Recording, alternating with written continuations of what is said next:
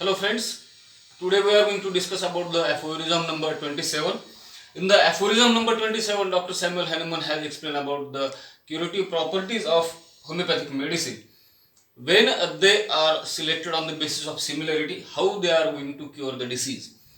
So these curative properties of any homeopathic medicine, they depends on the basis of similarity to disease symptoms.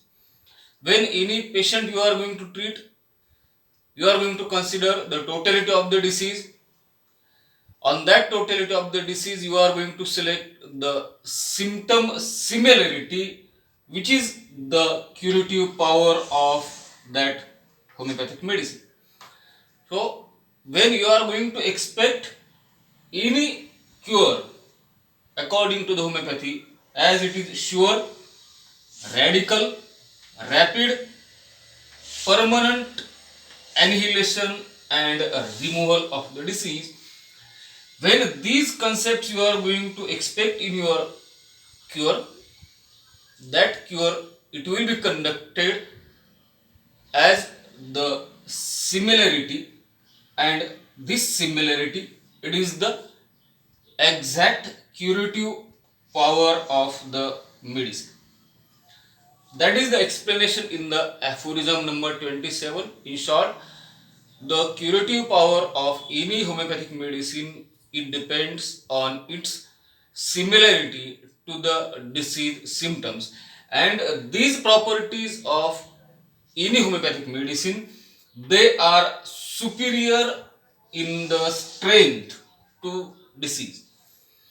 As in the therapeutic law of nature, we have seen a weaker dynamic affection is going to be cured by stronger one, whilst differing in its kind and very similar to the disease symptoms. This cure, it is conducted because of the superiority of the properties of homeopathic medicine. Homeopathic medicines, they are superior in their strength to that of the disease. That is the explanation in the aphorism number 27.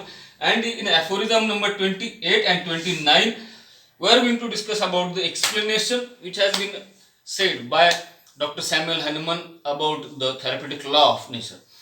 As in the therapeutic law of nature, we have seen a weaker dynamic affection is permanently extinguished in the living organism by a stronger one, whilst differing in its kind, very similar to the former one.